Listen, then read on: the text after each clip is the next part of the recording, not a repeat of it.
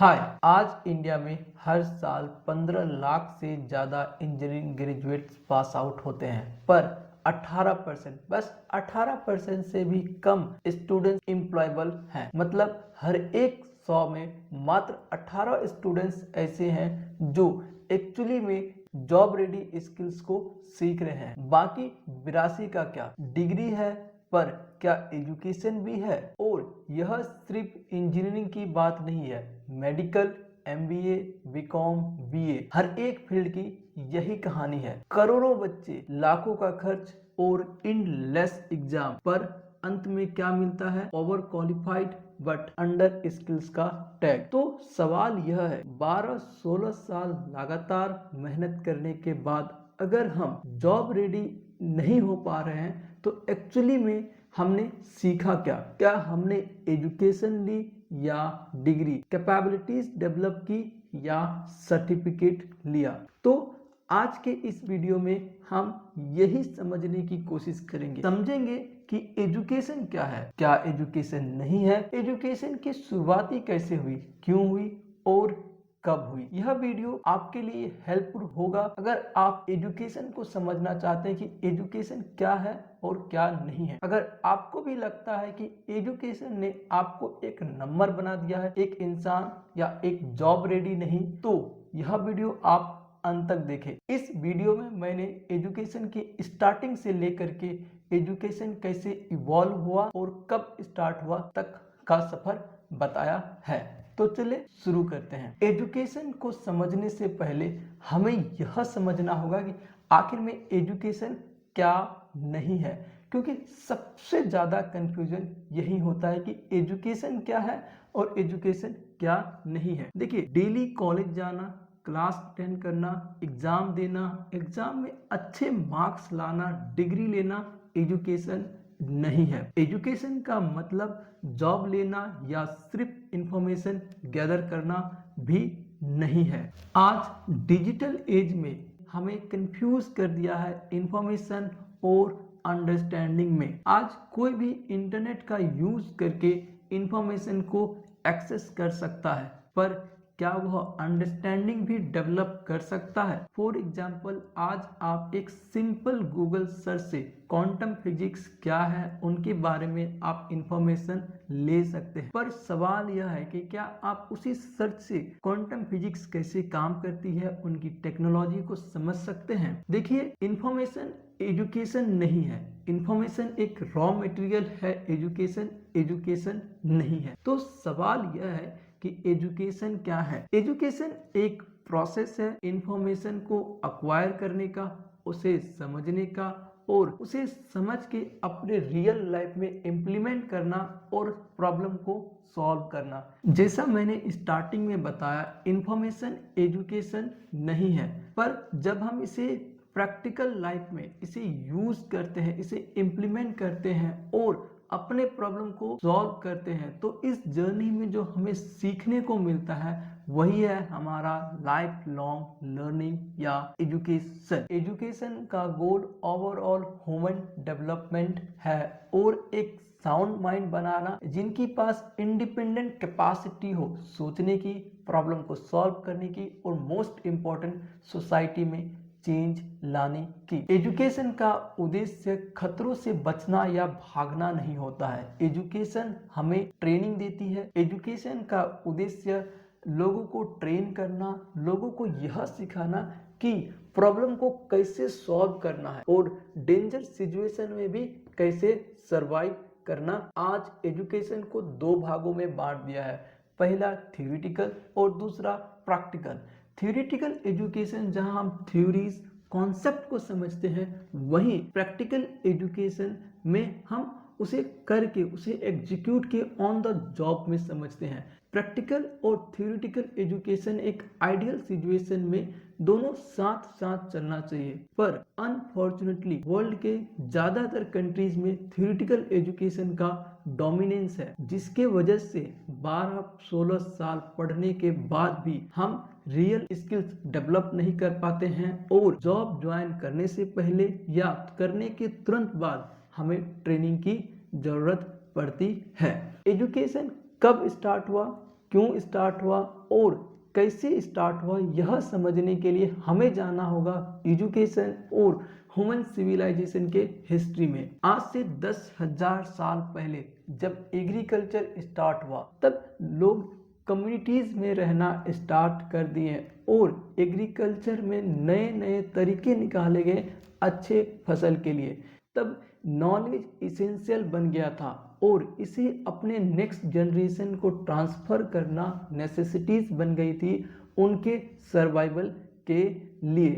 तभी एल्डर्स ने अपने यंगर्स को एग्रीकल्चर हंटिंग के बारे में सिखाने लगे और वहीं से एजुकेशन का नींव रखा गया। पर उस समय एजुकेशन का उद्देश्य सर्वाइवल था। स्टार्टिंग में एजुकेशन का उद्देश्य वेल्थ कलेक्शन या जॉब पाना नहीं था। उस समय एजुकेशन का उद्देश्य अपने और अपने परिवार का सर्वाइवल ही होता था। जिन लोगों के पास अच्छे नॉलेज और एजुकेशन हुआ उन लोगों को सोशल पावर मिला, उन्होंने कम्युनिटीज को लीड किया और बाद में रूलर बने। फिर उन्होंने एम्पायर बिल्ड की और हर एक एम्पायर का अपना अलग एजुकेशन सिस्टम बना। वहाँ की जियोग्राफी, वहाँ के समय, कल्चर और फिलोसफिकल बिलीफ के आधार पे एजुकेशन सिस्टम भी बने। यूरोप में क्रिश्चियन, इंडिया में वैदिक और चाइना में मोरल एजुकेशन के ऊपर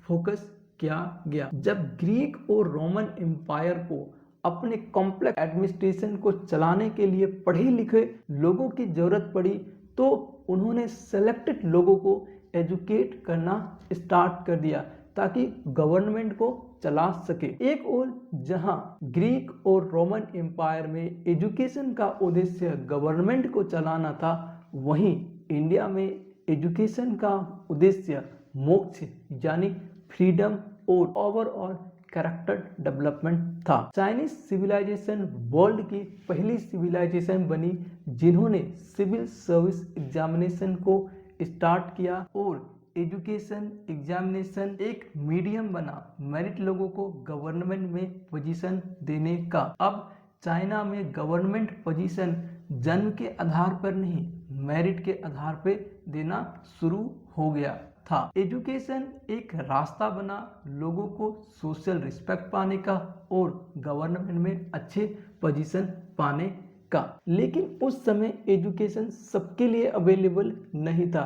कुछ वेल्दी, सेलेक्टेड और स्पेशली बॉयज के लिए ही अवेलेबल होता था। फिर 1440 में जर्मनी में प्रिंटिंग प्रेस का इन्वेंशन हुआ और उसके बाद एजुकेशन डेमोक्रेटाइज हो गया। अब एजुकेशन लिमिटेड और एक्सपेंसिव नहीं रहा। अब एजुकेशन सिर्फ लाइब्रेरी तक ही सीमित नहीं रहे। अब एजुकेशन को कोई भी एक्सेस कर सकता था और सेल्फ एजुकेट कर सकते थे। और उसी के साथ 1517 में मार्टिन लूथर नाम के एक व्यक्ति ने यूरोप में एक मुहिम शुरू किया। लूथर का मानना था कि हर एक क्रिश्चियन को खुद से बाइबल पढ़ना चाहिए और किसी फादर या किसी इंटरप्रिटेटर के ऊपर डिपेंड नहीं होना चाहिए। यह एक रेडिकल आइडिया था। सभी को खुद से बाइबल पढ़ने के लिए यूनिवर्सल एजुकेशन मींस सबको एजुकेट करने की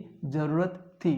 वहीं यूरोप में ज्यादातर लोग पढ़ नहीं पाते थे। उसके बाद भी मार्टिन लूथर ने यूनिवर्सल एजुकेशन, सबको एजुकेट करने पर बहुत ध्यान दिया और कई चर्च और स्कूल्स बनाए। लेकिन उसके बाद भी यूनिवर्सल एजुकेशन का आइडिया फुलफिल नहीं हुआ। फिर उसके बाद आया 18th सेंचुरी, इंडस्ट्रियल रेवोल्यूशन।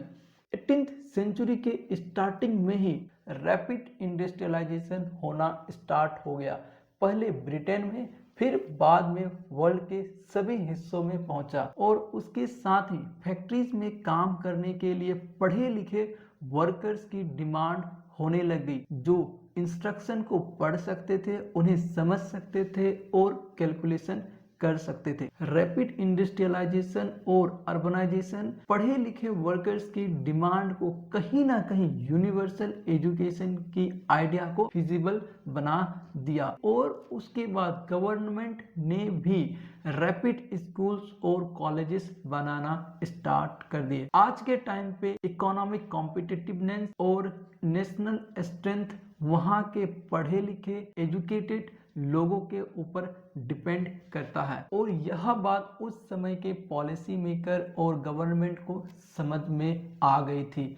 इसीलिए 19th सेंचुरी के स्टार्ट में ही government funded schools, colleges, universities बनाना स्टार्ट कर दिए थे। इंडिया को जब 1947 में ब्रिटिश एम्पायर से इंडिपेंडेंट मिला तब इंडिया ने भी मास स्कूलिंग में बहुत ज़्यादा ध्यान दिया और 2009 में राइट टू एजुकेशन एक्ट ला करके 14th ईयर और उससे कम उम्र के सभी बच्चों के लिए कंपलसरी एजुकेशन कर दिया।